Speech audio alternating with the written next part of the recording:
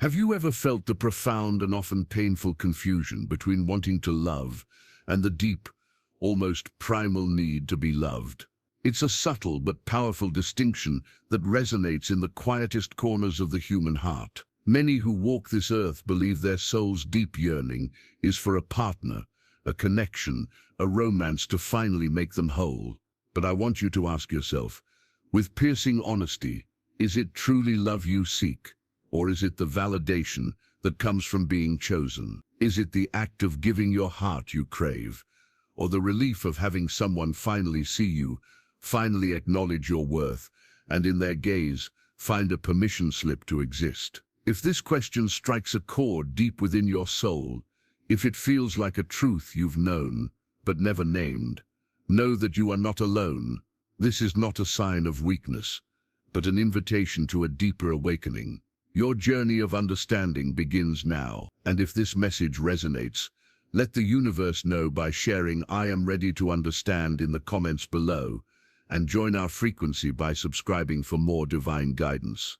There is a profound quote from the spiritual teacher Erich Fromm, from his sacred text, The Art of Loving. He said, "People are not truly interested in love, but in being loved."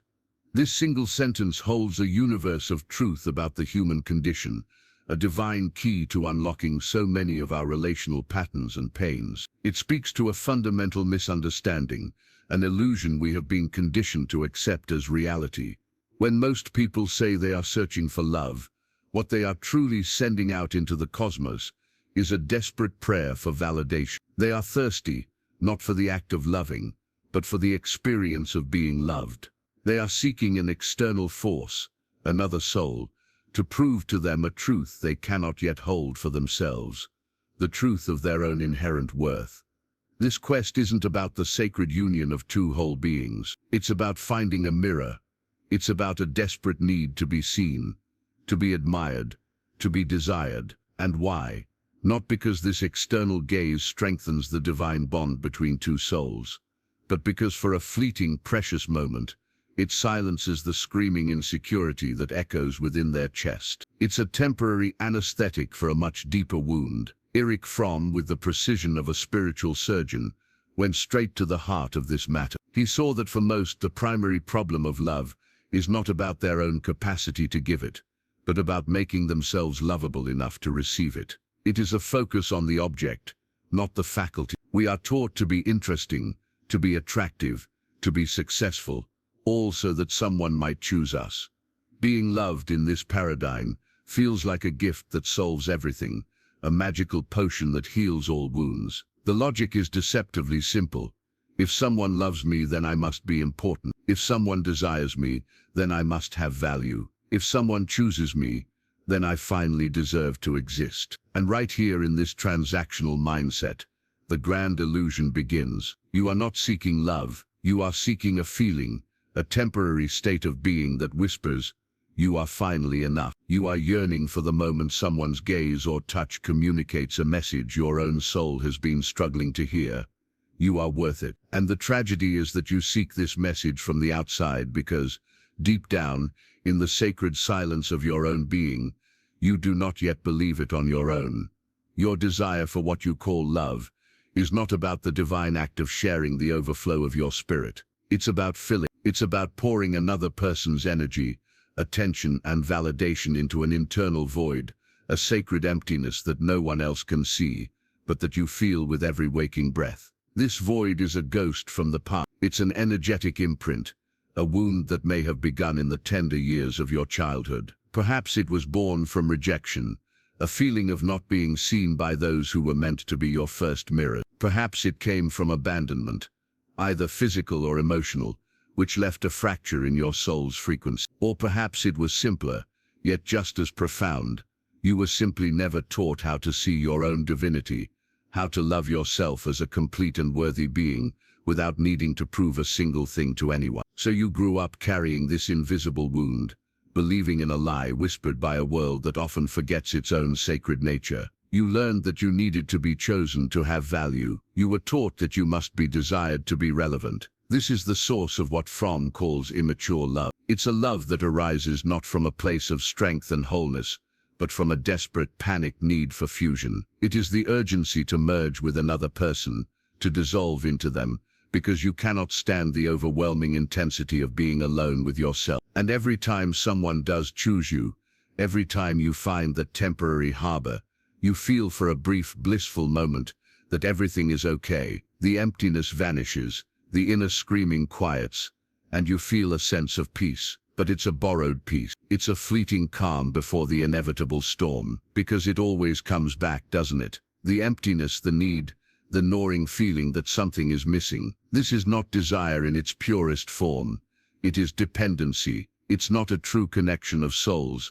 It's a form of emotional addiction. And the most painful part of this entire cycle, the culture we are immersed in, feeds this illusion at every turn. It is the grand lie sold to us as romance. Movies, songs, social media, they all broadcast the same dangerously false message. They teach you to look for someone to complete you. They tell you to find your other half, as if you were born incomplete. They spin tales of someone who will come and save you, someone who will finally give meaning to your existence. But this is a fantasy, a beautiful and intoxicating trap that keeps you from the real work, the sacred journey of finding that wholeness within yourself. True love, the kind of love that is a divine force of creation, does not happen when someone chooses you. It can only be born when you stop needing to be chosen. If you have listened this far, it is because on some level, your soul recognizes this truth. You feel that something is fundamentally misaligned with the way you relate to others and to yourself. You sense that there is a part of you,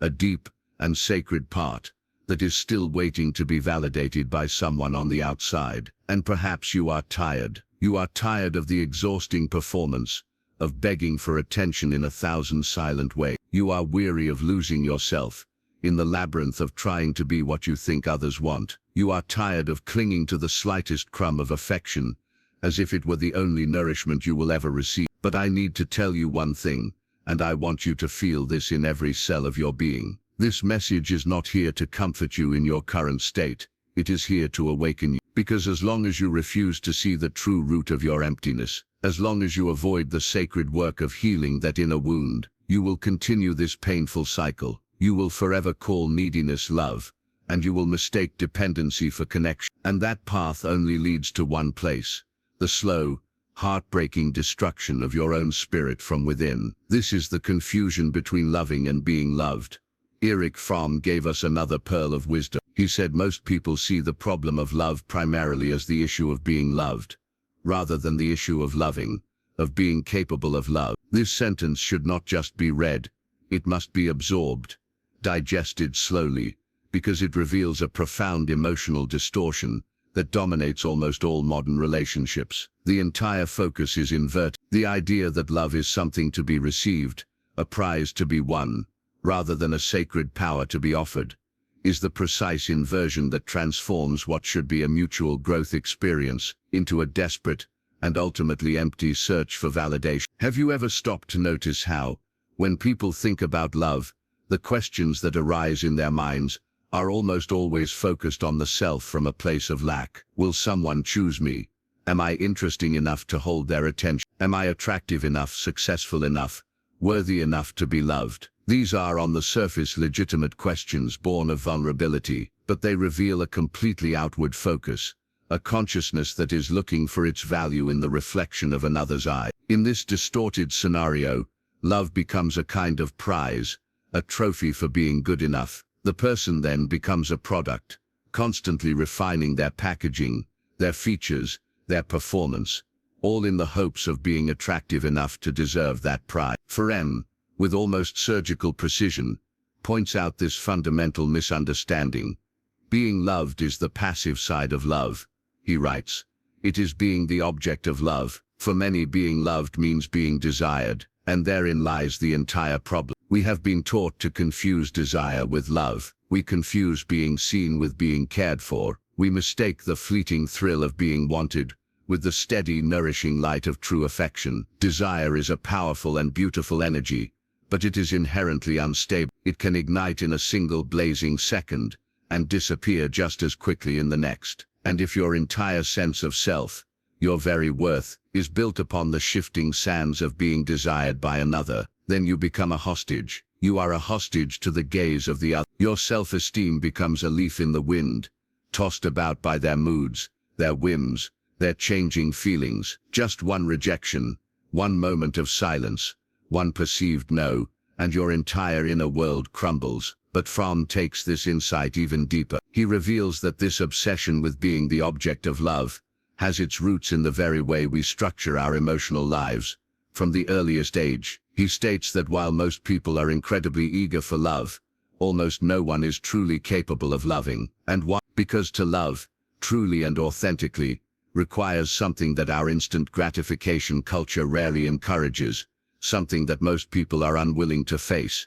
Emotional maturity. Loving, in its truest sense, requires stepping outside the prison of oneself. It demands that you look at the other, truly see them, with responsibility and with intention, not as a savior who will complete you, but as a sovereign being with whom you wish to share your own, already existing, wholeness. And that, my friend, is incredibly rare. It is rare because we are far too busy performing. We are too busy trying to be noticed, trying to prove with every social media like, with every response, with every gesture of attention we receive, that we deserve something, that we are worth something. This fundamental confusion between loving and being loved is the genesis of fragile, anxious relationships. It's the reason so many connections are so intense at the beginning and so devastating at the end. They are not unions of two whole individuals coming together to build something sacred. They are in reality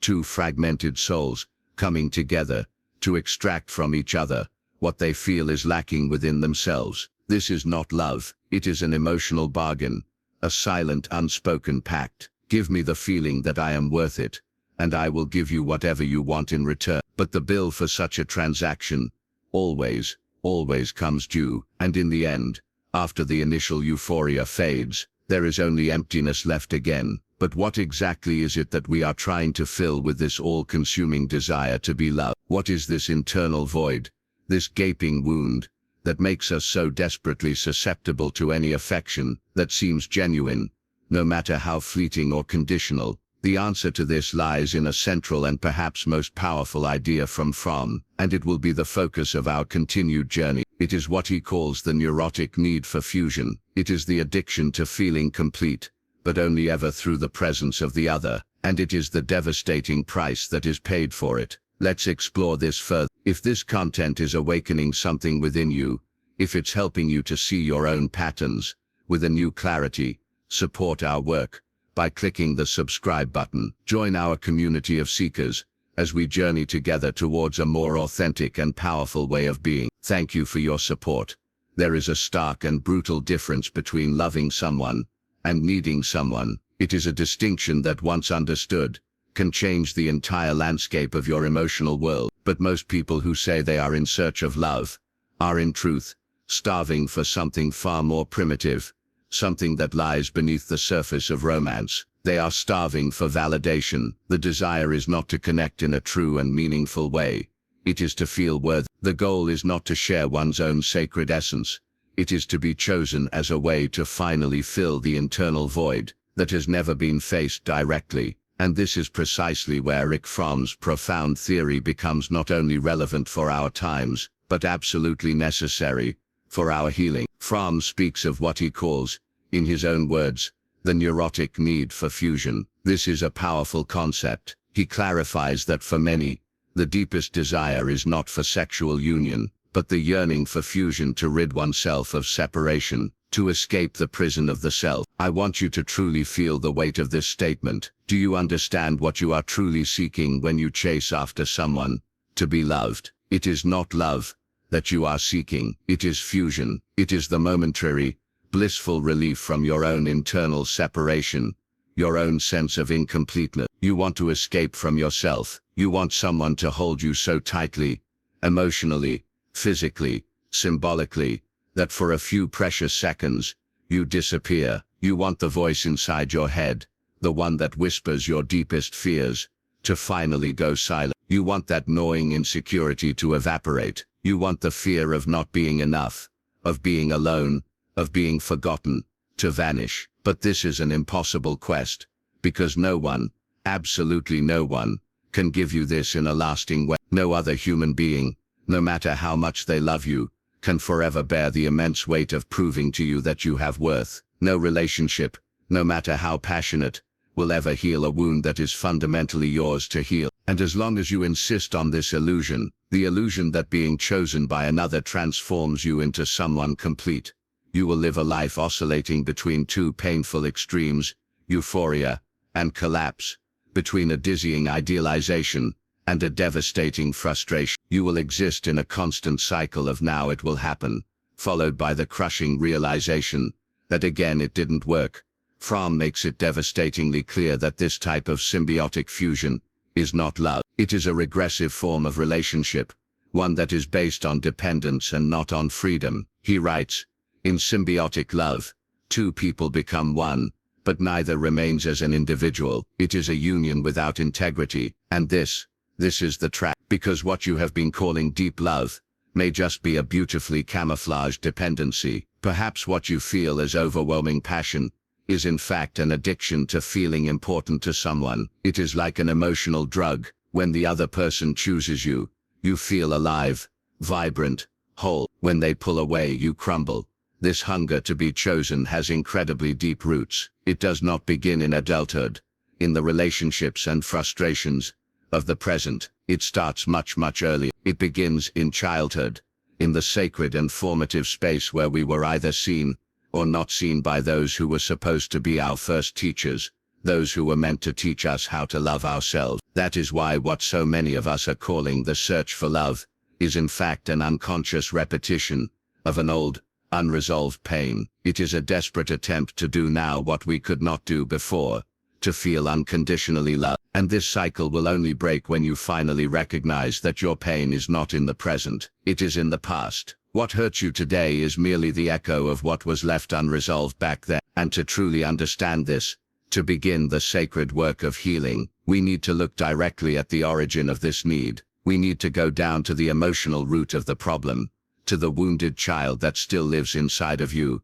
asking for love with a choked and silent voice. And this is exactly what we will explore in the next part of our journey. What mature love is, according to Fromm, why it is so rare, and how you can begin the courageous work of building it within yourself, even after so long trying to fill it from the outside. Loving, truly, is one of the most demanding and courageous tasks of human life. It is no coincidence that most people fail, and fail miserably, when they attempt it, because loving is not the same as falling in love. It is not a passive feeling of desire or a simple attachment. Loving, as Erich Fromm so powerfully teaches us, is an act of profound courage. It is a conscious decision. It is a practice of emotional discipline, and that is exactly why it is so rare, because it requires you to be whole before you even touch the other. Fromm does not mince his words. He states, "Love is an activity, not a passive affection. It is a continuous standing up, not a sudden falling." In general, the active character of love can be described by saying that to love is, above all, to give, and not to receive. This single quote is a powerful reality check, because it shatters one of the most ingrained and dangerous illusions of our contemporary culture, the idea that love is something that simply happens to us, that it is a magical, involuntary, beautiful accident. But Fromm says the exact opposite. Loving is an action. It is a practice, a constant and unwavering commitment. It is a choice that is renewed every single day, even when the initial passion runs out, even when the other person fails you, even when life itself weighs you down. And here is the crucial detail that exposes just how unprepared most people are to truly love. You cannot offer what you have not yet built within yourself. Fromm states,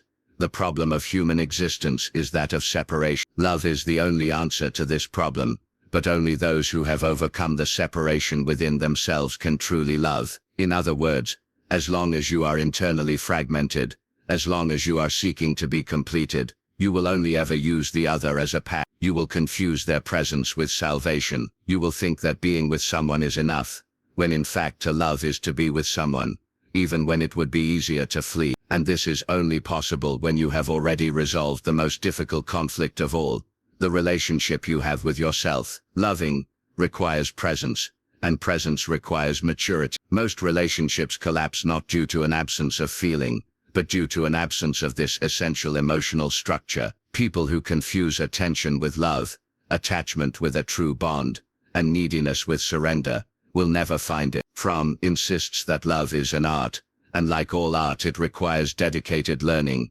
patience, practice, and perhaps most importantly of all, a deep and profound humility. He writes, anyone who intends to learn the art of loving must start in the same way one starts to learn any other art, through practice, discipline, concentration, and patience. But how many of us are truly willing to do that? How many are willing to stop consuming love, as if it were a shelf product, ready to be used and discarded? To truly love is to swim against the current of our immediate culture, against the inflated ego, and against the deep-seated fear of vulnerability. To truly love is to have the courage to strip down emotionally, without any guarantee that the other will do the same, and still love. This is the point at which love ceases to be a romantic fantasy, and becomes a profound internal revolution. It is when you stop wanting someone to save you and start being someone with whom you can build. It is when you stop begging for affection, and start choosing to love consciously,